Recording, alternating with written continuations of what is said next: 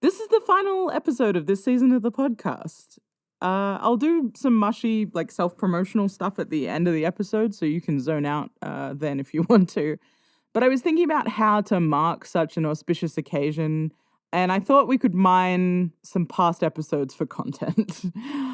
Because I feel like I spend a lot of my time saying things like, I love this thing, but ignore that and we'll come back to it. And then I never do. So we're going to do it. We're going to force me to acknowledge that sometimes I should pay attention to what I'm saying. If you listened to the first episode, you may recall me saying that there's like a 75% chance that I'm thinking about early 2000s MTV phenomenon Jackass at any given moment. This, unfortunately, was not an exaggeration. I've been thinking about Jackass since I was an awful, awful teenager, and no joke, wanted to write my Year 12 Extension English 2 paper on it until I realized that I'm an extremely lazy person and I didn't want to do English Extension 2 and promptly quit to do a wanky final art project on Alice in Wonderland instead. I think about Jackass so often, and I couldn't really tell you why. I mean, I'm lying a little bit. It's been like 20 years of near constant thought.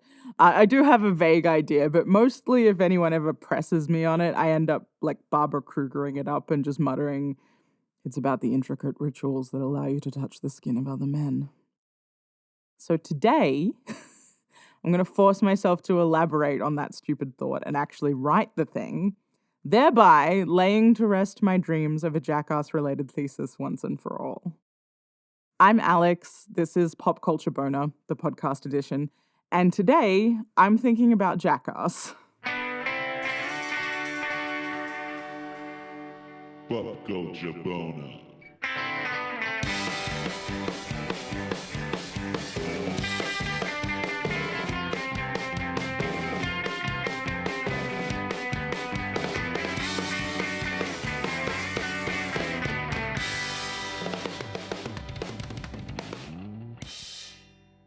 So I never had pay TV growing up, or like cable for my non-Australian listeners, which meant that I never really saw the actual TV show of Jackass.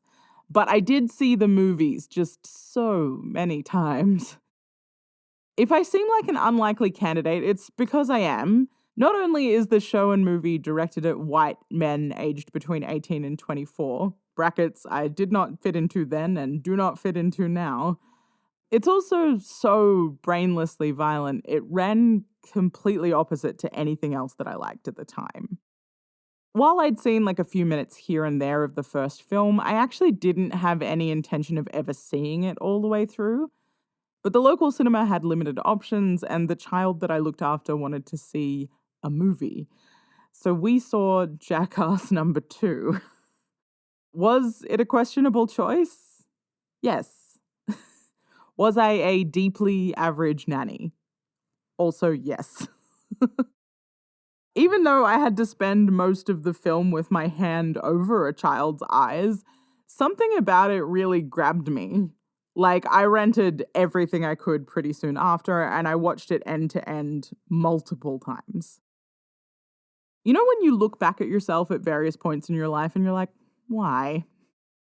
I've been trying to do that with Jackass for years. Not just why I was so drawn to it, but why everyone else was too. So essentially, I want to think about a couple of things when looking at Jackass. The first is its historical context. This shit doesn't just pop up out of nowhere. So why the year 2000? And why did the show and the subsequent films become such a global phenomenon? And why this particular group of men? What do their ways of being on screen and with each other mean? Because it feels significant. And secondly, I want to think a little bit about legacy, because I think Jackass, for all of its many and varied faults, does have a weird one that it doesn't actually get a lot of credit for. All right, so let's get into it. Jackass premiered as a TV show on MTV in October of 2000. But conceptually, it was actually born a few years earlier when Johnny Knoxville was a semi-employed actor and journalist. His idea was to test self-defense options like pepper spray and tasers on himself and then report back on the experience. The concept also included testing a bulletproof vest by shooting himself point blank in the stomach with a 38 caliber handgun, which perhaps unsurprisingly, a lot of editors weren't sold on. Enter Jeff Tremaine, who is the editor of Big Brother, which is a now defunct skateboarding magazine. Big Brother was pretty, I guess, controversial. It published articles on topics like how to use a Coke straw effectively or how to kill yourself step by step. And it already employed a collection of future Jackass weirdos, including Wee Man and Chris Pontius, who I think at that point had already actually appeared nude in the magazine. So its countercultural kind of anything goes stance was really the perfect vehicle for Knoxville's idea. Tremaine insisted that Knoxville film it. You can still find that video on YouTube, and it's complete with Knoxville kind of pleasantly narrating his actions. Like, now we're going to take me out into the desert and shoot me.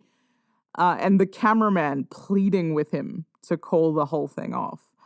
In fact, the cameraman is mid-beg when the gun goes off, and for a moment you really think Knoxville might die before he starts just sprinting towards the camera because they've just fired a handgun. It's a horrifying testament to Knoxville's natural showmanship that he somehow manages to spin out the tension of that moment even further by playing Russian roulette with himself. He could have just shot himself first try, but the gun clicks and spins 4 times before it finally goes off and startles everyone.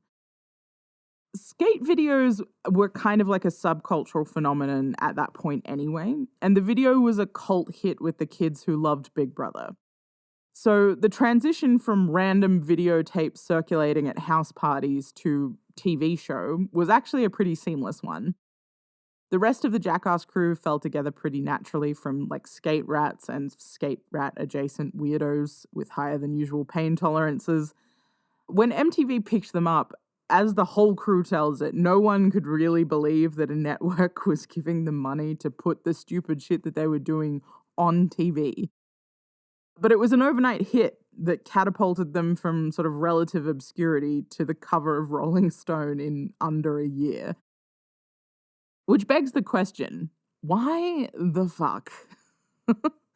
If no one involved in the actual production can believe it, how are we, the public, meant to look back on the year 2000 and understand why a series of videos of dudes getting hit in the nuts was so wildly successful that it eventually ended up breaking box office records?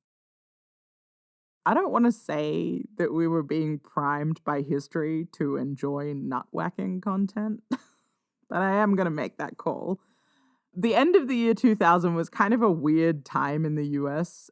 They were about to hit an economic recession, which led to a massive spike in unemployment and sort of continued driving the elbow into the shrinking American middle class.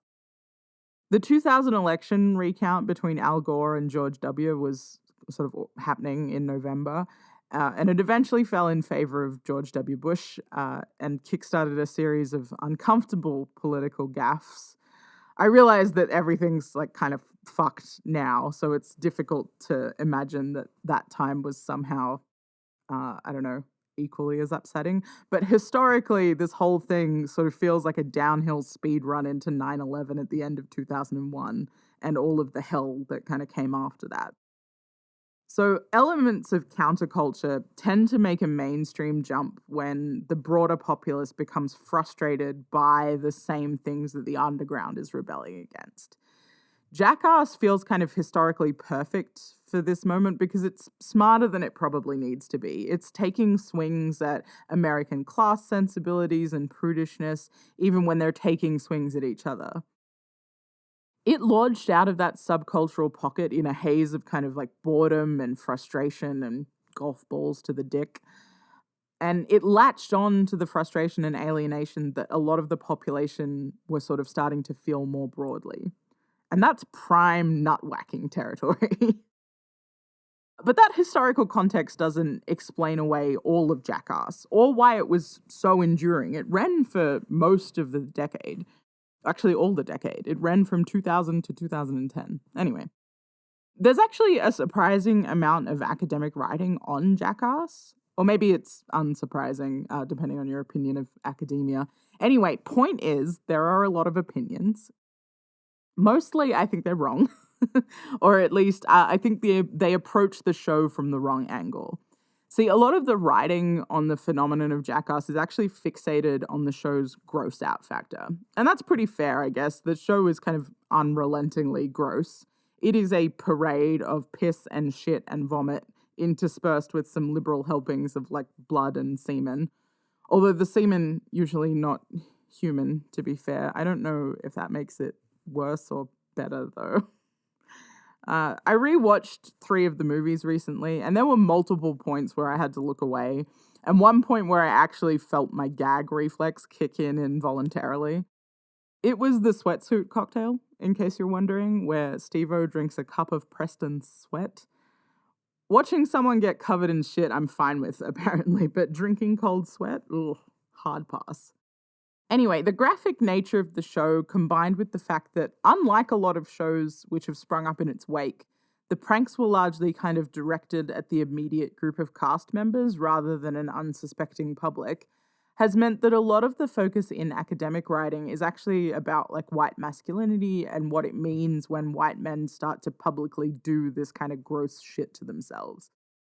From which the prevailing conclusion seems to be that on some level they're repositioning themselves as victims in order to reinforce false narratives of white men having their power stripped by feminists and people of color, and some stuff about reinforcing like conservative class consciousness. I don't want to say it's a reach because I think there's probably a valid reading of the show as a whole that does incorporate a lot of elements of that argument, particularly when it comes to some of their forays into like edgier humor. You can't see me, I'm doing air quotes. But I do think that choosing to read the show and the subsequent movies only through that lens really ignores kind of the long arm of its success and the fact that that success was not predicated on only having a white male audience aged between 18 and 24. And I'm not just saying that because I loved it, although I did. Its reach was huge. In fact, I read a couple of oral histories from the show and the movies, and multiple people involved in the production noted its success with young women particularly. Shanna Zablo, who was a producer on the show, says, girls think they're cute. There's a real sense of family between the guys. They really love each other, and I think that girls like that. I actually think that the real key to the initial and continued success of Jackass has a lot to do with the group dynamic. Like, I don't think I would want to be their friend necessarily, but they do feel like a group of friends, and that's important. I mentioned before that Knoxville has the knack of a natural showman. He also makes for a natural leader. It might be because, by his own admission, he's more of a gravity and blunt force trauma kind of guy. So all of the most painful or dangerous stunts he throws himself into with this kind of gusto and like maniacal laughter. At one point during a stunt, they're watching him kind of walk up to do the thing, and someone says, "Look at Knoxville, he's dancing. He's about to die, and he's dancing." Which is both a gleeful celebration of future pain and a way of easing kind of everyone else's discomfort. Because leadership is also expressed by the amount of care that he puts into the group. There's a scene where they're electrocuting themselves, and he's kind of soothingly stroking Aaron's hair and mumbling, "You're all right, Daddy's got you. You're all right." Even as the dial is kind of slowly being turned up. He has the air of someone who could only be leading a gang of lost boys. Like anything else would be a horrible misdirection of natural resources. They consistently push the envelope with each other as a group, but they do have enough of a sense of rhythm that they'll kind of pull back when asked. At one point, after repeatedly being stung in the face by a scorpion, Pontius, who is usually kind of a nude and chipper sort of character, pulls the plug and yells, "Get me out, I'm sick of it, this fucking sucks." And he's sort of obviously very mad. Everyone lets him kind of stalk through, and he's shirtless and bleeding from a scorpion sting to the face. And after a minute, Bam Margera pipes in and says, what did you think was going to happen? And everyone, including Pontius, kind of dissolves into laughter. The point was to get stung in the face by a scorpion, and it was successful. A tantrum when you get the result you want kind of means nothing.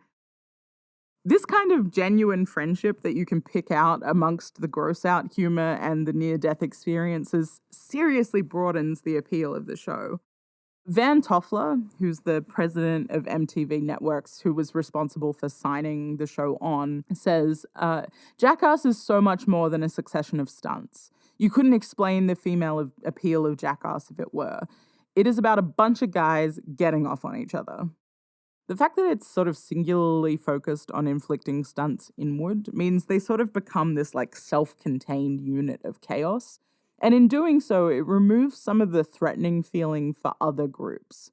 For example, like women or gay men who might want to be in on the joke, even when they're distant from it.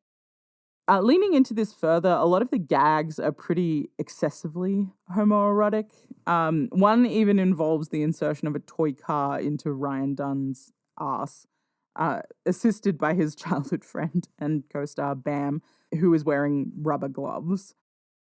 Rather than letting that like eroticism kind of sit as a punchline, Jackass happily plays up its own homoerotic elements by including gay icons like Rip Taylor and John Waters in the films, who participate in gags and really kind of unabashedly fawn over everyone involved, Knoxville particularly. And they're allowed to do so without the kind of homophobic backlash that you would expect from a group of white men in the early 2000s. Waters even later said, I'm a big fan of Johnny's, and I think if I were to ever have a type, it would be the Jackass boys. Now, John Waters' inclusion makes sense given his own sort of DIY history with smut peddling. He would obviously delight in a show where the entire point was to push the limits of good taste. But his participation also brings up another point that I think is an important factor in the success of Jackass, and that's that despite its status as low culture, it retains a very close proximity to the type of high culture, cool indie kid scene that adds this air of legitimacy to the whole thing. I don't know how many people have kind of just forgotten that Spike Jonze co-created the show and helped guide the films. That's Spike Jonze, who directed Being John Malkovich and Her. At least one of those was definitely nominated for an Oscar. He got his start in early skate videos before becoming one of the most in-demand music video directors of the 90s and eventually moving on to feature films. Jones acts as a strange bridge between the smut of the show and like a legitimate cinematic art form. Knoxville has since said, I mean, thank God for Spike, period. It was probably a little crazy to people, but with Spike Jonze attached to it, it's like, these guys know something, but we didn't know that much. A start in subculture can grant a kind of cool status fairly instantly, but a lot of that would be pretty easily destroyed by the actual nature of Jackass the show. But for all of their raucous behavior and denial, most of the show's key players have a certain level of consciousness of like the cult media that preceded them and the types of media that carry a legitimate cool factor. Knoxville has said that his initial testing of self-defense weapons was pulled together as a kind of fucked up tribute to Hunter S. Thompson, and he's since gone on to participate in like Evel Knievel documentaries. Pontius starred in Sofia Coppola's 2010 film Somewhere. Brad Pitt was in the movie, or the show, I can't remember which one, but by all accounts was extremely keen to be there, to the point where everyone was kind of like a little bit worried that they might accidentally maim Brad Pitt.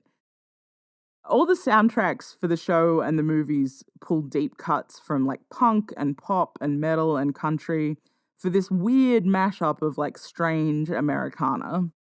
The crew knows what an actual legitimate cultural product is, and they're more than willing to fold that into the fabric of Jackass. This kind of unexpected cool factor, combined with the easy camaraderie, saves the show from a lot of its worst impulses. Like, when asked where they drew the line, Knoxville said that he didn't like to be wet or cold, but Chris Pontius said, I don't want to do anything mean. It's just supposed to be mean to us. Which brings me to legacy. Jackass does have one, even if people don't want to admit it. I think you can draw a pretty straight line between everything that was done on Jackass and the kinds of prank channels that pretty quickly found traction on YouTube after it launched. There's a lot of examples. Many of them are truly awful, but I think that David Dobrik and the Vlog Squad is maybe the best and most organic. It also comes the closest to emulating Jackass itself. Dobrik and co prank each other and vlog the experience. It's a little bit more blended than Jackass in that it shows a lot of their normal life as well. It's also much cleaner. No one is firing bottle rockets out of their ass or playing in shit, but the blueprint is the same. It's a group of men pulling pranks to make each other laugh. One of the things a lot of these channels do lack is the friendship and the cool factor that kept a lot of Jackass's shine, though. I mean, my opinion on this is definitely skewed because I'm old now, but a lot of the cool factor is kind of lost in digital translation for me. The internet and YouTube are kind of like a wild west. Anyone can post anything. I've got a podcast and I'm just some guy who bought a microphone. In fact, I didn't even buy my microphone. Someone else bought it for me. Anyway, it doesn't feel incredible that there's prank content available on a popular video platform, even if it does have a huge following and kind of millions of dollars in ad revenue associated with it. Jackass, on the other hand, conned MTV into giving them money to do what they were already doing. It went on television where they flouted critics and sort of had this battle with content ratings and were still successful.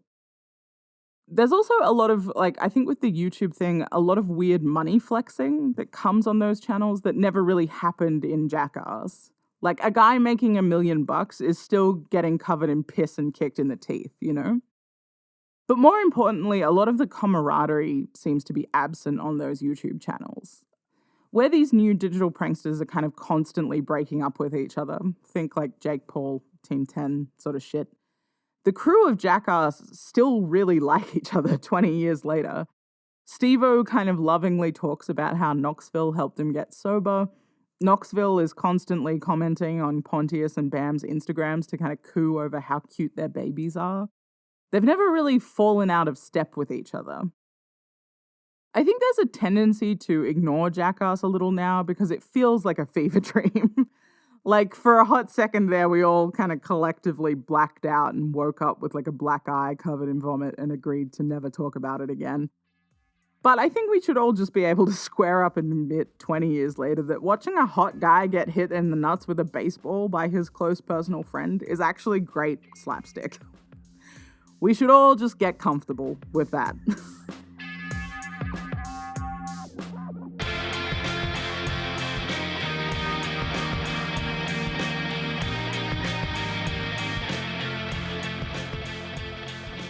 So that was my long-awaited Jackass episode. Long-awaited for me, anyway.